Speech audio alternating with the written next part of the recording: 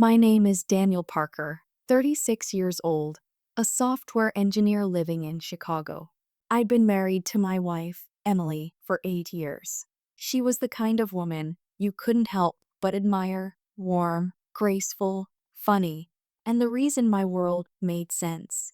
And then there was Ryan, my best friend since college. We'd been through everything together: college projects, late night pizzas, my wedding, his breakup, you name it.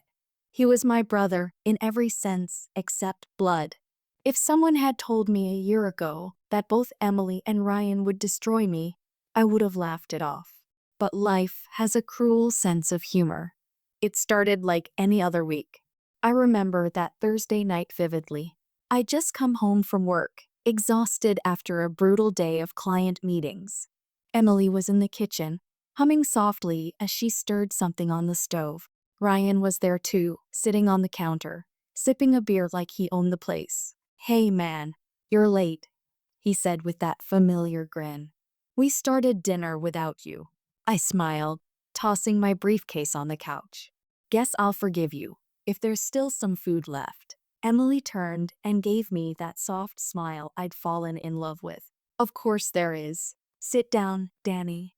The three of us ate like old times, laughing, teasing, talking about random stuff. I didn't notice it then, but there was something different about them that night. A certain spark. The kind that flickers between people trying to hide something. Ryan's eyes lingered on her longer than usual. Emily laughed at his jokes a little too hard. And every time their eyes met, there was this tension in the air I couldn't quite place. I brushed it off. They were friends too, after all. Why would I suspect anything? But little things started to pile up. Emily suddenly became too busy for our date nights. She started dressing up more, said it made her feel good. Ryan, who used to hang out with me every weekend, began canceling plans last minute. Once, I saw his car parked outside our street late at night. When I asked about it the next day, he said he'd been visiting another friend nearby. It didn't add up. Still, I didn't want to be that husband, the paranoid one who questions every smile. I trusted Emily. I trusted Ryan. They were my people. Until one night, everything changed. It was a Friday. Emily told me she was going to a girls' night with her coworker, Lily. But Lily texted me around 10 p.m. "Hey, Daniel, is Emily feeling okay?" She said she couldn't make it tonight. My stomach dropped. I called Emily. No answer. Texted. Nothing. Hours passed. At midnight, I heard the front door open. I stayed quiet, sitting in the dark living room. Emily froze when she saw me. "Daniel, you scared me. Why are you sitting in the dark?" I didn't say anything. I just asked, "How was girls' night?" She blinked. "It was fun." "Why?" "Because Lily just texted me," I said slowly. "She said you didn't show up." For a second, her expression cracked. Then she forced a laugh. "Oh, right, yeah. I wasn't feeling great, so I came home early. Didn't want to bother you." But her eyes betrayed her. They always did. I wanted to believe her so badly. I wanted to cling to the hope that it was all just a misunderstanding. So I let it go, for the moment. Over the next few days, I started paying attention. When Emily said she was running errands, I checked the car's GPS. She'd gone nowhere near the store. When she said she was meeting a client, she turned off her phone for hours. I began feeling like a detective in my own marriage, searching for something I prayed I wouldn't find. And then came the message that broke me. Ryan had borrowed my old laptop months ago, and when I got it back, I decided to clear the files. As I went through the folders, I stumbled upon a hidden one labeled private. I clicked it open. Just curiosity, nothing more. Inside were photos of Emily. Not just normal pictures, intimate ones. She was smiling, half-dressed, lying in our bed. And then I saw it. Ryan's hand, his watch unmistakably visible in the frame. The same silver one I'd gifted him for his birthday. My whole body went numb. my best friend, my wife, in my bed. It felt like someone had ripped my heart out and stomped on it. I don't remember how long I sat there, staring at those images. My mind was blank, yet screaming all at once. When Emily came home that evening, she was cheerful. "Hey, babe, you're home early." I didn't respond. I just looked at her, really looked. Her face, the woman I'd loved for 8 years, now looked like a stranger's. She frowned. "What's wrong?" I held up the laptop. "You tell me." Her face drained of color. "Daniel, she stammered. I stood up, my voice shaking. "How long, Emily? How long has this been going on?" Tears filled her eyes. "Please let me explain." But I didn't want explanations. I wanted to scream, to break something, to undo what I'd seen. Instead, I just whispered, "With him? Of all people, him?" She collapsed onto the couch, crying uncontrollably. "It wasn't supposed to happen, Daniel. I swear. I didn't mean for it to." Her words barely reached me. All I could hear was the pounding in my head, the echo of betrayal. That night, I didn't sleep. I just stared at the ceiling, wondering how love could rot so silently beneath the surface. And in the morning, I made a decision. I wasn't going to scream. I wasn't going to cry. I was going to make both of them face what they'd done. Ryan was going to apologize to my face. He was going to look me in the eyes and admit it, because I was done being the fool. The next morning, I called Ryan and said in the calmest voice I could muster, "Hey, buddy, can you come over? We need to talk. It's important." He had no idea what was waiting for him. Ryan arrived around 10 a.m., wearing that same confident smirk he always had. He carried a box of donuts and 2 coffees like it was just another casual morning. "Hey, man. What's up? You sound weird on the phone," he said, walking into my living room like nothing was wrong. I watched him closely. My heart was hammering in my chest. But on the outside, I stayed calm. "Sit down," I said. He raised an eyebrow, confused but obedient. "Okay, what's this about? You look like you haven't slept." I took a deep breath and slid my laptop across the table toward him. "Open it." He frowned. "What is this?" "Just open it, Ryan." He hesitated, then clicked the folder. The photos filled the screen, every disgusting, painful image that had haunted me all night. For a split second, he froze. Then his whole face changed. The color drained from his skin. His hands trembled. "Daniel, don't," I snapped. My voice cracked like thunder. "Don't you dare say my name." He looked away, guilt written all over him. I leaned forward. "How long, Ryan?" He swallowed hard. "A few months." "A few months." Those words hit me like a punch in the gut. "Where?" I asked. "My house? My bed? While I was working to keep a roof over your heads." He couldn't look at me. "It wasn't like that, man."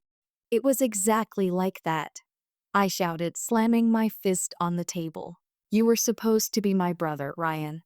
The sound of my voice echoed through the house. I could feel the rage boiling under my skin. Years of trust turning to poison. Emily appeared at the top of the stairs, her face pale and eyes red from crying. "Daniel, please stop," she begged softly. I turned toward her, voice shaking. "You don't get to please stop me, Emily. You don't get to beg after what you did." Ryan stood up, trying to calm things down. "Listen, I never meant to hurt you." I stepped closer, pointing a trembling finger at him. "You did hurt me. You ruined everything." The air was thick with tension. The 3 of us stood there, trapped in a storm of betrayal and shame. I looked at Emily again. "Do you love him?" I asked quietly. She froze, her lips parting slightly. "Daniel, it wasn't love." "It was." "Answer me," I yelled. Tears streamed down her face. "No." "It was a mistake. I was lonely. You were always busy. And he was just there." Her words sliced me open. "I was lonely." as if loneliness justified betrayal. Ryan looked broken, his hands buried in his hair. Daniel, I swear, I didn't plan this. It just happened. That's the problem, I hissed. You both let it just happen. Silence hung heavy between us. I wanted to hit him. God. I wanted to make him feel the pain he'd caused me. But instead, I forced myself to breathe.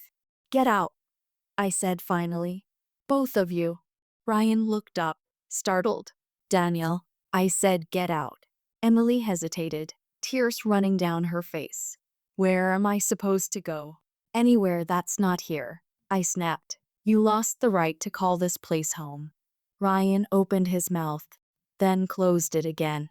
He grabbed his jacket and started for the door. But before he could leave, I said coldly, not yet. He froze. You're going to apologize, Ryan. To my face. You're going to admit what you did and say the words. He looked terrified, his lips trembling. Daniel, please. No. I barked. Say it. Right now. He stared at the floor for a moment, then whispered, I slept with your wife. Louder, I said. He looked up, his eyes wet. I slept with your wife. I betrayed you, Daniel. I'm sorry. The words echoed through the room like a gunshot. I stood there, breathing hard, my hands shaking. The apology didn't heal anything. It just made the truth more real. Emily sobbed quietly behind him. Please, Daniel. Don't hate me. Hate you?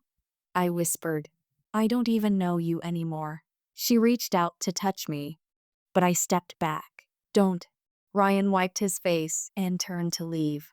I followed him to the door, my voice low and cold. If I ever see you near her again, or near me, I swear. He nodded quickly. You won't, I promise. And then he was gone. Emily collapsed onto the floor, crying uncontrollably. I just stood there, numb. Everything I'd built, my marriage, my friendships, was gone in one night. The next few days were a blur. Emily stayed with her sister. I went to work, pretending to function, but my mind was a battlefield. I replayed every memory, every laugh, every hug, every time Ryan had been in my house. He'd been my best man at our wedding. He toasted to our eternal love. The irony made me sick.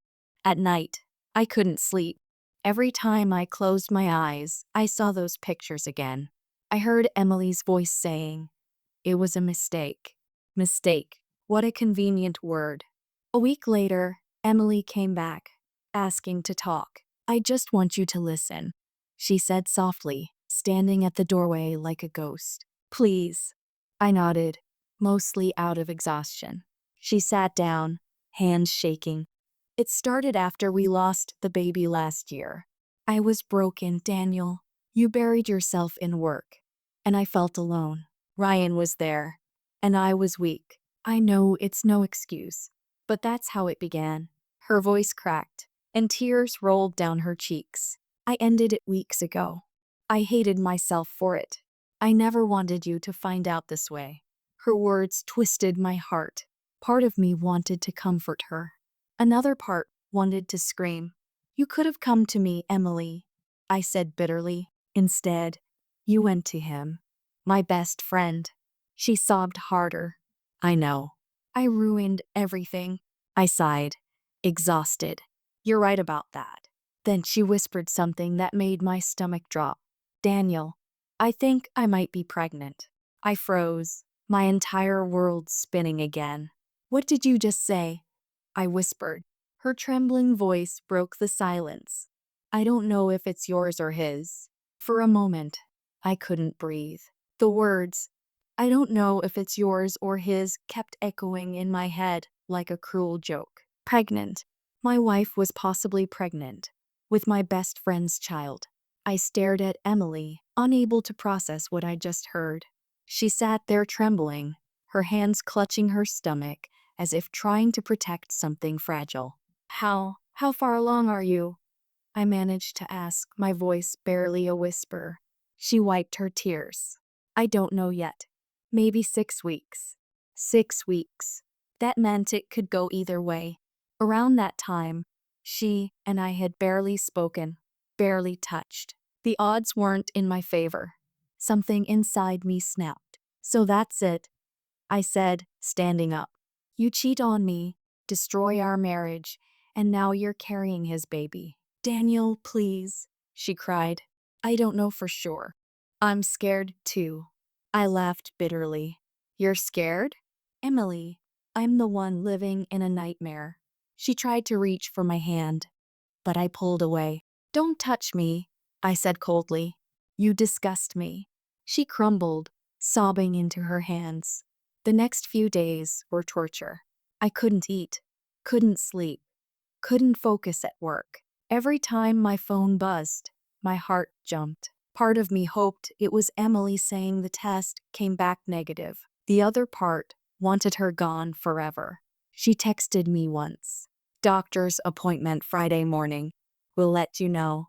I stared at that message for hours, wondering how my life had turned into this. Meanwhile, I couldn't stop thinking about Ryan. The betrayal burned deeper each day. He hadn't reached out since that confrontation, and that silence made me furious. He got to walk away. He got to hide while I lived in the wreckage. No, that wasn't going to happen. I needed answers from him. That Friday morning, before Emily's appointment, I drove straight to Ryan's apartment. The entire way there, I was trembling, not from fear, but from rage. He opened the door, startled to see me. Daniel, can I come in? I asked flatly. He hesitated, then stepped aside. Yes, sure. The place looked like a mess. Clothes everywhere, beer bottles on the table. He looked like a man drowning in his own guilt. What do you want? He asked quietly. I want the truth, I said. Did you use protection? He froze. His face said everything before his words did. You didn't, I said. He looked down. It just happened, man. It wasn't planned. Nothing ever is, right? I snapped. You didn't plan to stab me in the back either, but you did that too. He rubbed his face, sighing. I know I don't deserve forgiveness, but I'm sorry. I can't change it. Sorry? I scoffed.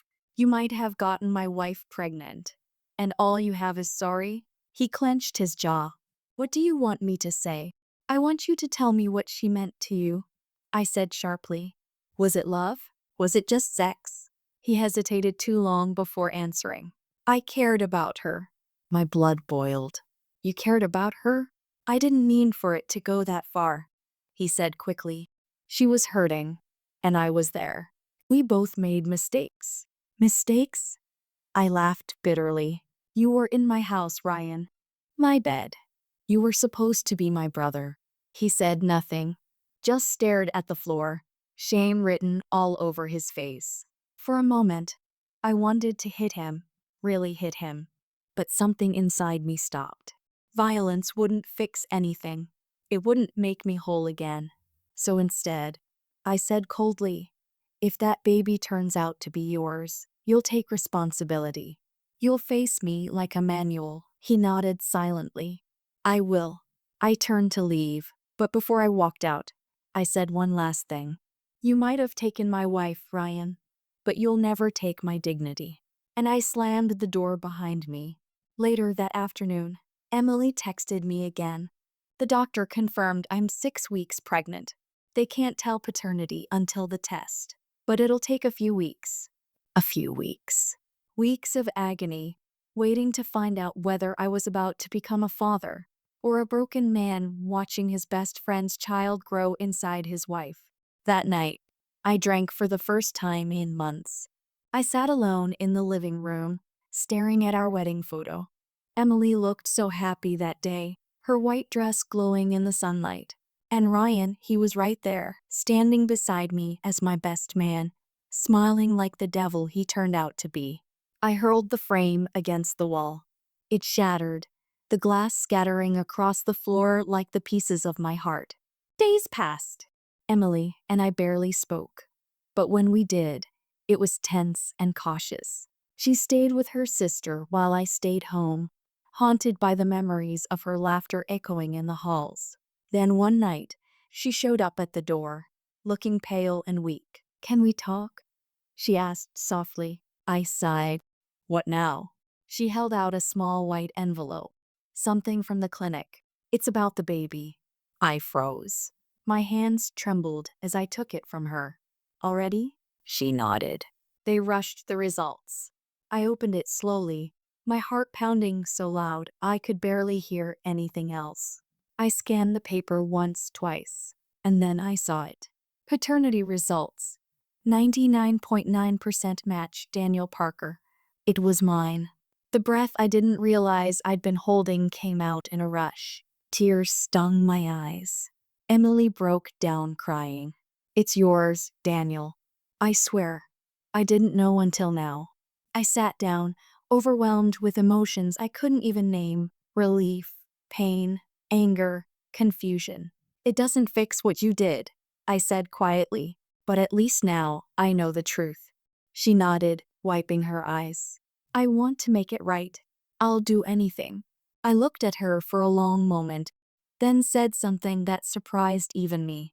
"You're moving back in. But not because we're okay. You're moving back because we're going to fix this my way."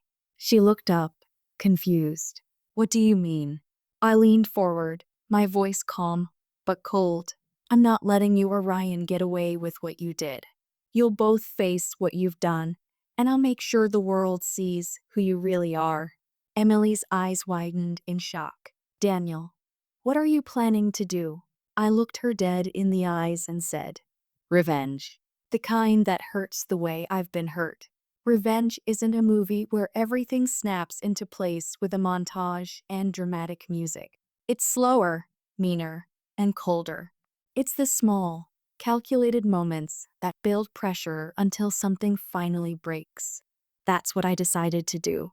Not because I wanted to be cruel for cruelty's sake, because I wanted them to understand, in a way they never would in a simple apology, the gravity of what they'd stolen from me. "You're really going to do this?" Emily asked the night she moved back in. Her voice was small, hollowed out by guilt and fear. She had come home because of the baby, and because, she said, she wanted to try to earn back a life she'd shattered. I looked at her. She was thin, the light under her eyes like soft knives. "Yes," I said, "I'm going to do this my way. Not to humiliate you for fun, but so you feel the consequences and maybe, just maybe, learn the cost of betrayal." She swallowed. "What does that mean?" "It means truth," I said. "Public truth. Hard conversations. No more lies. No more hiding. You and Ryan will be exposed for what you did, and I'll make sure your lives aren't the same after this." She flinched like I'd hit her. "Daniel, don't do anything reckless." Reckless. That word had a funny ring to it now. "Reckless is what got us here," I replied. "This will be exact." The plan had 3 parts: reclaim, reveal, and rebuild. First, reclaim. I wanted my home, my routine, my dignity back. So we started small, ridiculously small. I fixed the little things Emily had ignored when she was with him. The crooked picture frame in the hallway, the leaky faucet, the herb plant she'd killed by overwatering. It sounds stupid, but taking back control of our physical space felt like an anchor. Every small repair was a small victory against the chaos they'd caused. Second, reveal. I wasn't going to be the man who sat and took the betrayal silently. I gathered what I had. The photos I'd found, Ryan's admission, Emily's confession, and the paternity results. I made copies. I printed somber, clinical lists. I didn't send anything yet. I wanted to shape the narrative. I wanted to choose the moment. Third, rebuild. This was the scariest for me. I had to decide whether I wanted to salvage a marriage that had been poisoned. The baby complicated things. Part of me wanted to run and never stop. But the truth was messy. Love doesn't flip off like a switch. There were years of memories, and beneath the anger, a hollow place that still missed her presence. So I decided I would fight to protect the child, and if Emily wanted to truly change, I'd allow her the chance. But only after she paid the price of honesty and accountability. Ryan was the easiest and the hardest part. Easy, because he was isolated. He had alienated our circle by his silence and cowardice. Hard, because he still had the power of my rage and the ability to hurt me without a second thought. I had to be smarter than anger. I started with his friends, not to slander, but to gather facts, where he'd gone those nights, who he'd been with before, the lies he'd told. People love drama. They love confirming what they suspect. One by one, his half-truths began to crumble under the weight of corroboration. I didn't twist anything. I just collected what was already true and arranged it into a pattern that made sense. I also confronted him again, calm, this time, never raging. Anger was useful for a first meeting. Calculated cold was better for dismantling him. I met him at a cafe where the staff didn't know either of us. I set my phone on the table, camera facing us, and hit record. "You promised you'd take responsibility," I said, soft as sleet. "Are you going to tell the people who matter, the people who trusted you, what you did?" He swallowed. "I don't know how." "Start with the truth," I told him. "Tell them you slept with my wife. Tell them you hid it. Tell them you'll pay what you owe." He opened his mouth and closed it. The camera hummed, capturing the small failures. The tremor in his voice when he said, "I'm sorry." It was the public apology I had asked for, but it was hollow again, an apology for getting caught, not for the act. That's when I decided it wasn't enough. So I turned the screws. I invited a few mutual friends for dinner, arranged it under the guise of a small get-together to catch up.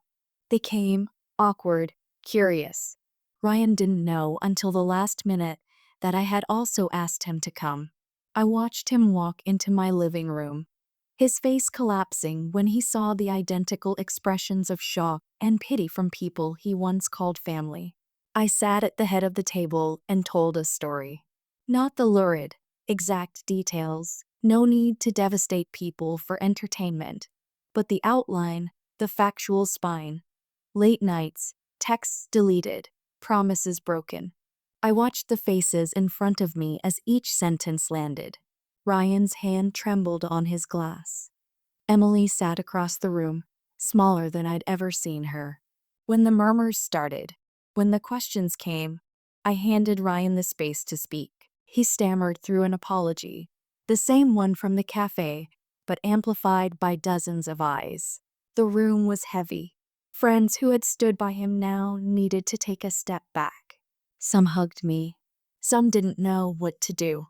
The point wasn't to watch him crumble, though he did, but to make sure the people who mattered to me knew the truth directly from the source. That night, Ryan left with a coat thrown over his shoulders and something else I hadn't anticipated. The realization that his social armor was gone. People whispered about him. He was no longer the easygoing friend who could drink away a bad decision. He'd become the man who betrayed his best friend. But there was one place I wanted the truth to echo: work. Ryan's job was in the same tech community as mine. Reputations mattered there the way they do in small towns. I had a list of clients, events, and mutual contacts. I didn't smear him. I simply gave the relevant people the facts. Clear, unemotional, documented. Business is pragmatic. When a person's integrity is questioned, doors close. I watched a job offer he was considering evaporate. I watched an invite to a panel discussion come back with a polite decline. It was surgical, not savage. Emily watched all of this with a face that wore apology like a mask. I could see her consternation at the damage, at the tangible consequences unspooling. She had asked for honesty. She was getting the full measure of it. "I never wanted this," she whispered once, when our baby kicked, and she thought I wasn't listening. "I know," I said, "but you did want something else." You wanted to feel wanted. You wanted to be seen. You should have told me that. You chose him instead. She nodded, tears gleaming. I know. I know. As the weeks passed, the world shifted. People chose sides, or quietly walked away. I felt a strange sort of relief, vindication mixed with ash. The truth didn't heal, but it made things real. And reality is the only place you can build something honest. Yet, even as I saw Ryan's world contract, a part of me realized revenge didn't fill the hole inside me. It made the calls stop. It made him accountable in ways he hadn't been. But it didn't bring back the intimacy we'd once had. It didn't make the nights less empty. It didn't erase the images that kept replaying when I closed my eyes. And then, just when I began to think my strategy had worked, my phone buzzed with a message that pulled the rug out from under me. It was from a number I didn't recognize. The message read, "We need to talk. I have something you don't know about Ryan." I stared at the screen, my stomach dropping. What else could there possibly be? The message on my phone wouldn't stop staring back at me. "We need to talk. I have something you don't know about Ryan." For a long time, I just sat there, frozen. My mind was already wrecked from betrayal, revenge, and guilt. I wasn't sure I could handle another secret. Still, curiosity and anger pushed me. I typed back, "Who is this?" The reply came seconds later. "My name is Sophie Carter." Ryan's ex. Ryan's ex. That name hit a faint memory. She was the woman he dated before everything blew up between him and Emily. He told me they broke up because it wasn't working. I hadn't thought much of it back then. Now, I knew better. We met the next morning at a small coffee shop downtown. Sophie was in her early 30s, dressed sharply, with tired eyes that said she'd seen enough pain to recognize it in someone else. "Thanks for meeting me," she said quietly as I sat down. "I wasn't sure I should," I admitted. "But you said you knew something about Ryan." She nodded, glancing around nervously before speaking.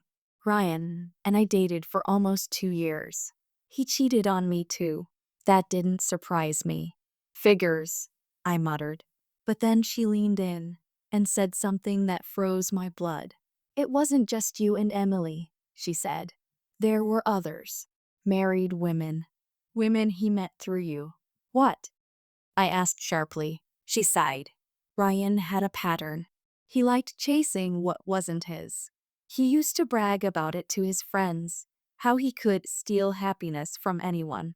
I clenched my fists. "You're telling me this was all some kind of game to him?" She nodded sadly. "He called it the thrill. He once told me, 'The best rush is when they trust you completely.'" Those words hit me like a sledgehammer. The best rush is when they trust you completely. That's exactly what I'd given him. Trust. Blind, loyal, unconditional trust. And he'd used it like a weapon. Sophie showed me screenshots of old messages between her and Ryan. In one of them, he'd written, "Emily's off limits, I know. But sometimes, when she looks at me, it's like she's already thinking about it." That was dated months before anything had happened between them. My stomach turned. He'd planned it. He'd been watching my wife, waiting for the right moment. I stared at the messages until the letters blurred. So it was never about love.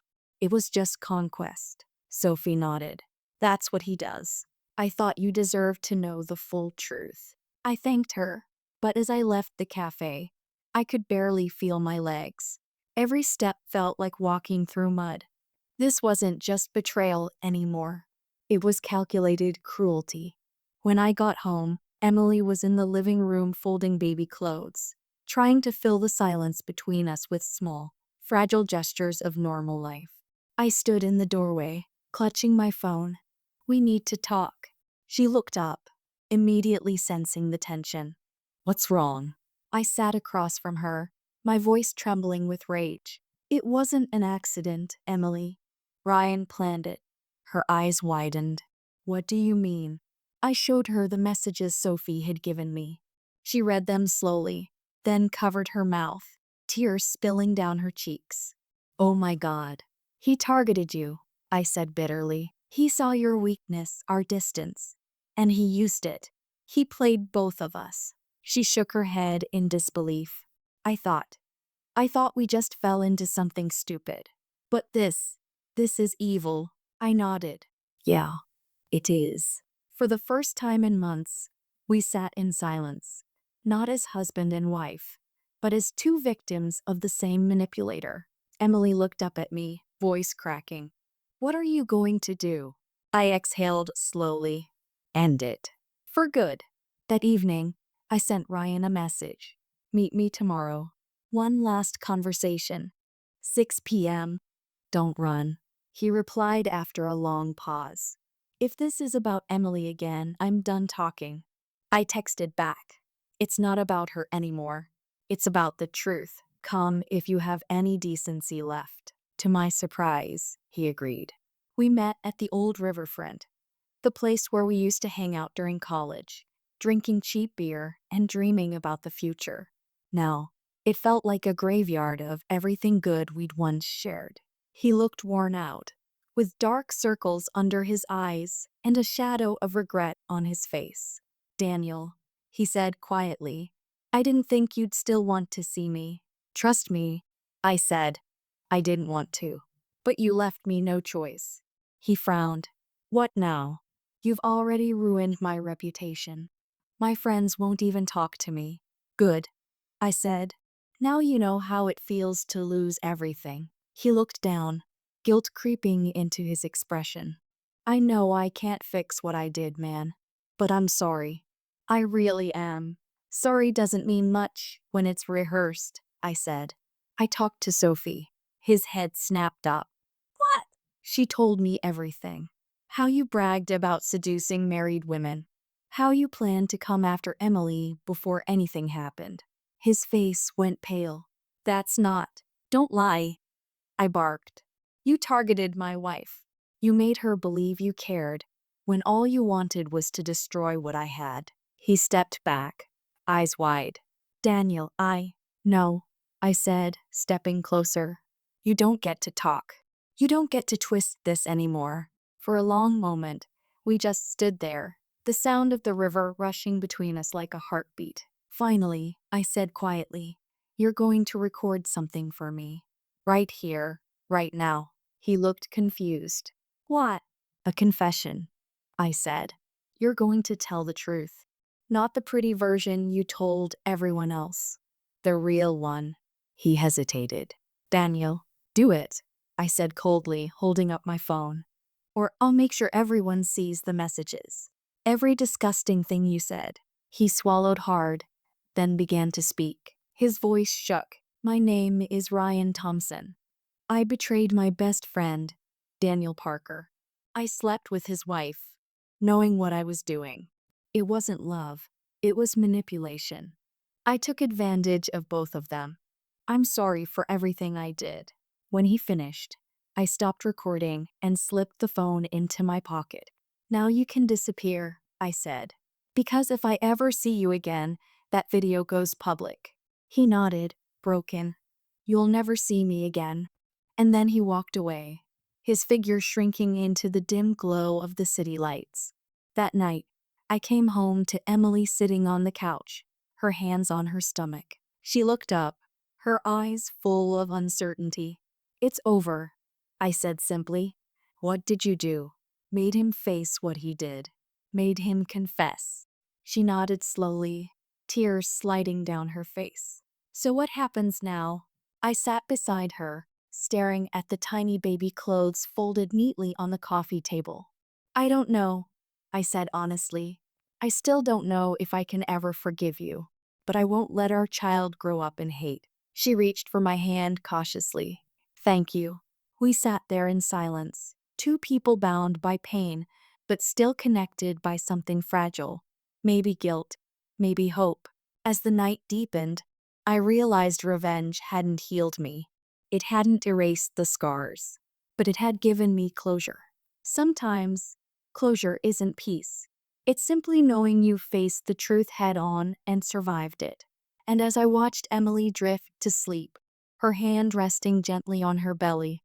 I whispered to myself, I lost everything I thought I wanted. But maybe, just maybe, I can rebuild something better.